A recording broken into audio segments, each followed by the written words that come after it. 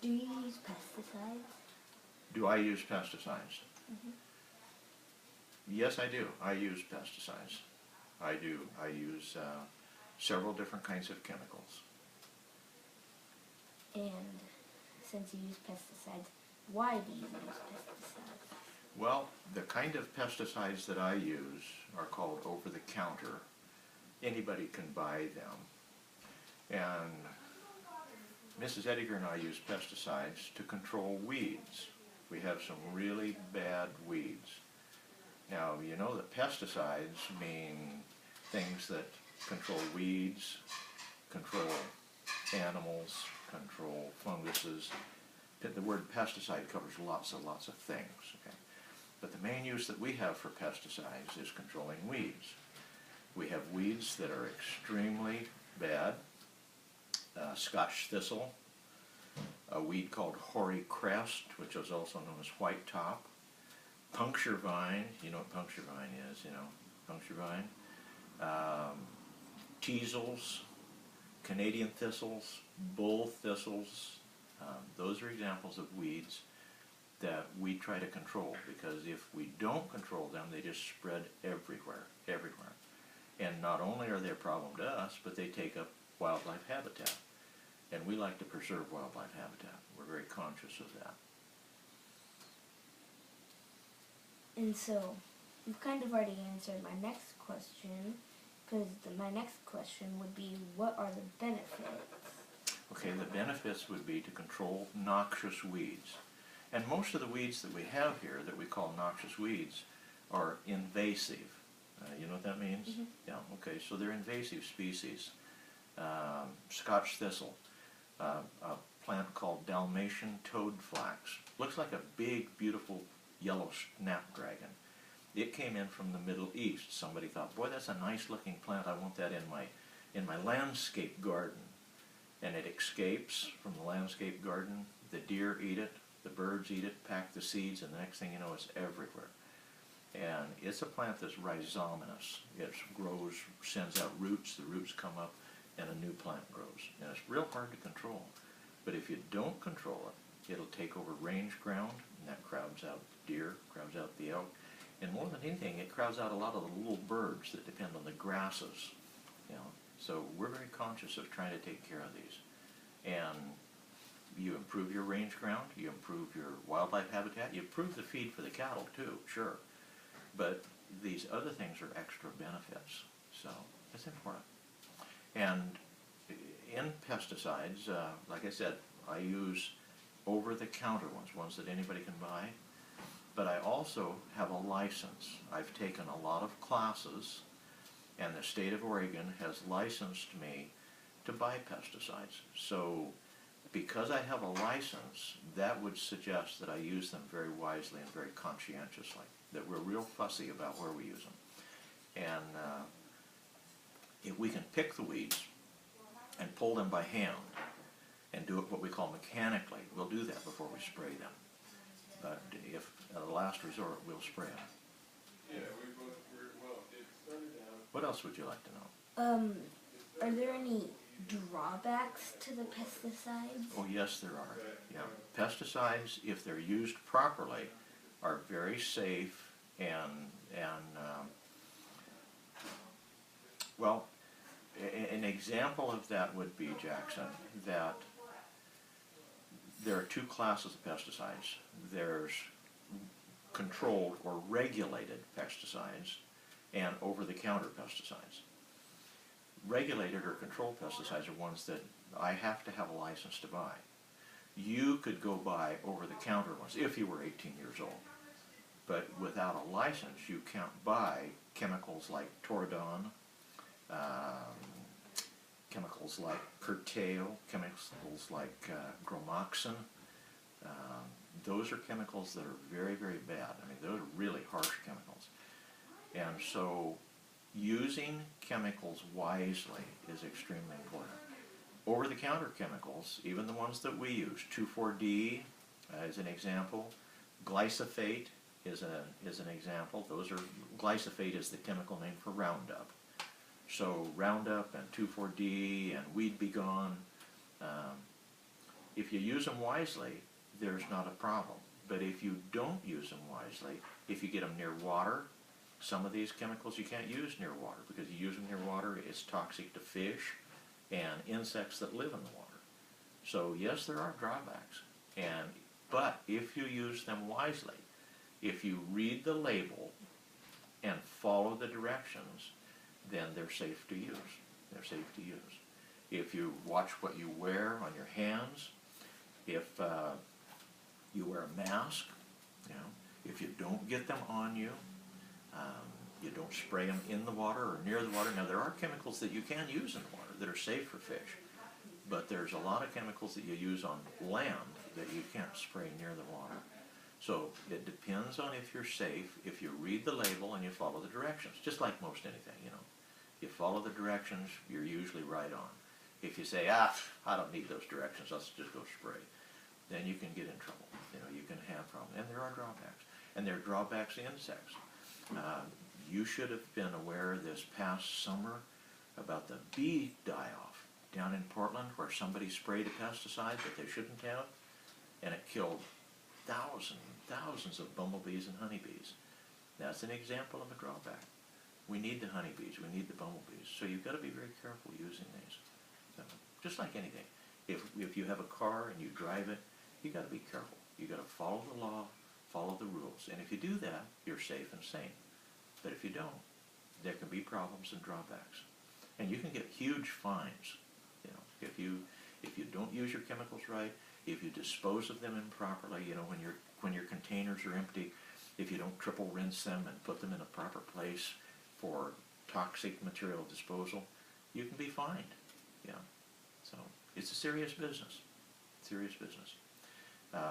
One chemical that I use that I have to have my license for is a chemical called zinc phosphide. And that's what we use on gophers. Gophers get in the hay fields. Gophers live underground. Now you can trap gophers. I think you know how to trap gophers, even yourself. I think you've seen that done. But if you get a real heavy infestation of gophers, gophers breed and have lots of pups. That's what little baby gophers are called, pups. And they'll take over a field. And they eat the roots of the plants. They push up mounds. They make the fields rough. And they're really an expense. So gophers, I buy zinc phosphide. That's a regulated chemical, and it is only for use underground. And that's an example of controlling something that there's really no other way to accurately or adequately control them than using a pesticide. And that's the one pesticide that I use my license for. Okay, have I answered that question? Yeah. Okay. And then I have a question about the zinc phosphide. Yes. Isn't that the thing where you had that, where you used to have the machine that goes and makes the holes for the gophers already, and it'd like smell like something down there, and Smells then the gopher like, would go yeah. like meat, and then the gophers would go down there, and it'd be like have zinc phosphide around it, and it would kill the gophers inside. They eat them. They eat the little pellets and the grain seeds that this is in, and what they smell is that licorice smell. On this pesticide, they put anise oil, which is the oil that licorice has in it, and so it has a sweet smell to it. And the burrow builder, this stuff is not put out on the ground where the birds can get at it or other mice can get at it. The machine, and you know what the machine looks like. It goes down and it's about a foot under the ground. It makes that burrow. It makes a hole. And the gopher comes along in his hole, runs into this, and so instead of having to dig a new pathway, well, somebody's already made him one. So he just travels in that hole, and every so many feet there's a little pile of these pellets. And he smells that and says, man, that's better than alfalfa roots, so I'll eat that. And he eats that, and it's kind of like rat poison. You know, it thins his blood, and he gets pretty ill and then goes to sleep. And they all stay underground, so there's no hawks or eagles, you know, picking up dead gophers laying all over on the ground. I have never found a dead gopher in the field, never. But I've eliminated lots of them with that machine and that chemical. but they always expire. They always die underground. So, what else? And then I have one more question. Mm-hmm. How do you feel about the reintroduction of gray wolves in Oregon being the range? Boy, you know, that's a complicated question, Jackson. That really is. That's a very complicated question. I raise cows, and but also I raise deer. Now, I don't raise deer to sell, but if I take care of my ranch land, if I take care of my rangeland, my grasses and my shrubs, the bitterbrush and the mahoganies, and if I control the junipers, junipers are an invasive tree, and we cut hundreds of acres of junipers to allow the grasses to come back in and to improve the water. I do all of these things. It's not only a benefit for my cows, but it's a huge benefit for the mule deer. And mule deer populations in the state of Oregon are on the decline. They're going down. But that's not just in the state of Oregon. It's all across the western United States. Mule deer populations are going down. And there's lots of ideas. There's lots of theories about why that is happening. But nobody's really 100% sure. But habitat is very important in that. And so by improving my rangeland for cattle, I improve my rangeland for the deer. Well, not only the deer, but also the elk. So, I like deer, I like elk, but I don't like the elk as much as the deer because the elk are really a problem. They tear the fences up and all those things. So, if we have more deer, if we try to increase the deer population, we're creating a population of prey species for wolves. Now, I have never seen a wolf, but there are wolves in Grant County. You know, there are ones that pass through. But the ranchers in Wallowa, up near Wallowa Lake and in northeast Oregon, they live with the wolves, and they don't like them. I'm not sure. I don't want the wolves eating my cows. And I would just assume the wolves weren't hammering the mule deer, because the mule deer have got enough problems the way it is right now. But it's just a complicated question. I would say, first off, the gray wolf is not indigenous. You know what that word means? Indigenous. It's a big word. Invasive? No, invasive means somebody from the outside that moves in.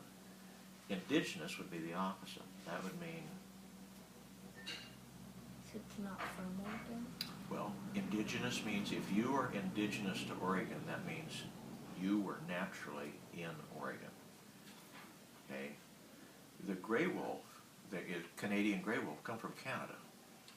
And it's not the species or subspecies of wolf that was naturally in Oregon. But it's a wolf, nonetheless. I'm not real keen on there being large wolf populations around where the cows are, because the people in Wallowa have shown time and time again that the wolves do eat their cows.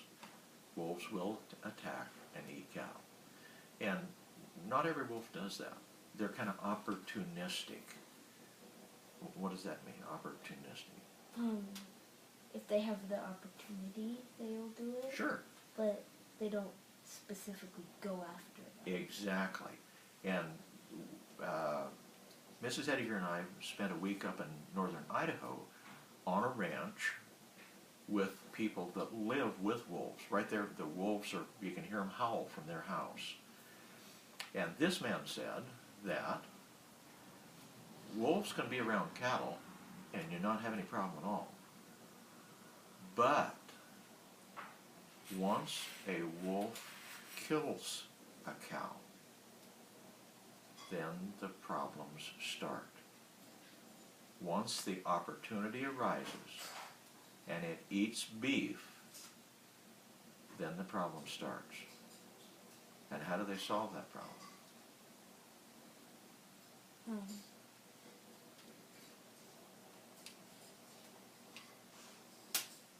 What would you guess?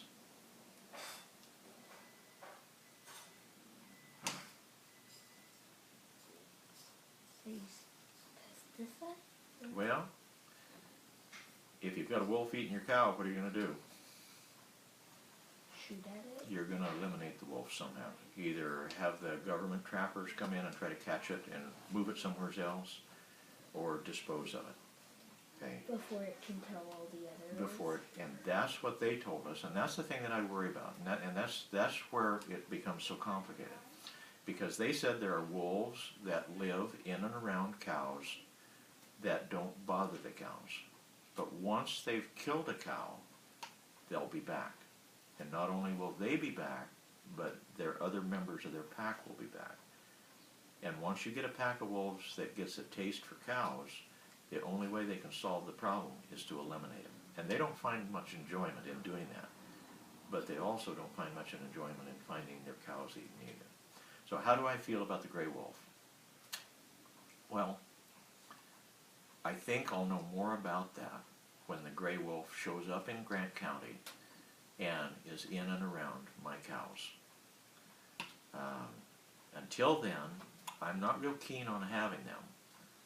But if I saw one, I wouldn't shoot it. If it's not bothering me, it's kind of like the coyotes. The coyotes that don't bother us, we don't bother them. But when the coyotes get into the cows and start bothering the calves, or kill a calf, or start bothering the cows that are having calves, then we do what we need to do. Whether we like it or not, we do what we need to do to control the problem. And whether that's go to the ODFW, the Oregon Department of Fish and Wildlife, or the federal government, the federal wildlife people, that trappers that catch them, we do what we need to do to take care of the problem. We like to think that we're very good stewards of the land, that we take care of the land, we're careful with our pesticides, we take care of our habitat, and we really encourage native species, indigenous species, to thrive on our ranch. But wolves, I just really don't have a good hard opinion yet. Have you understood what I'm trying to say? Yeah, it's a complicated issue. It really is. And there are people that say, well, see a wolf shooting, dig a hole, bury him, forget about it. I'm not there yet. I'm not there. But if wolves show up and they start bothering us, then we'll be in a position to make a decision, and we will do something about it. What else do we need to talk about? That was all of the questions I had. Is there any follow-up question about wolves? No, not really. You know, there's a disconnect.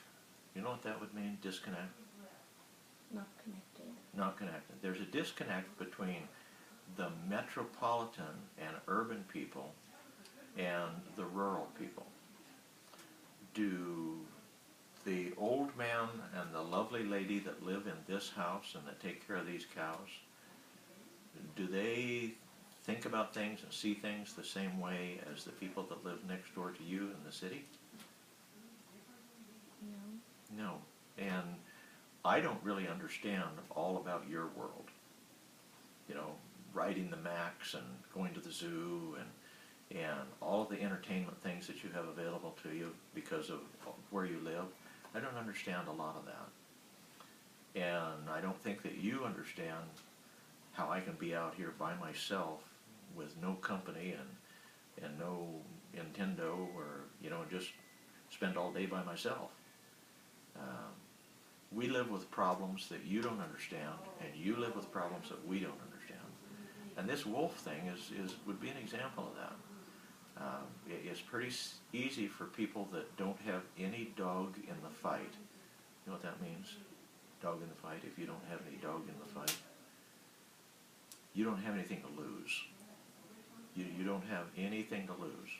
So if you don't have anything to lose, and it sounds, well, it'd be nice to see a wolf and hear him howl. But if you've got cows to lose, then maybe you might think about it differently. Yeah, does that make sense? No. But there's lots of things in life that are that way, you know.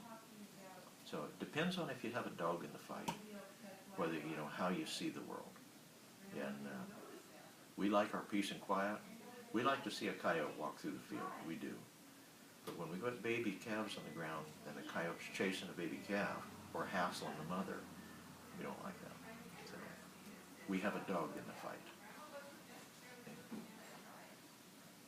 Is this interview about over?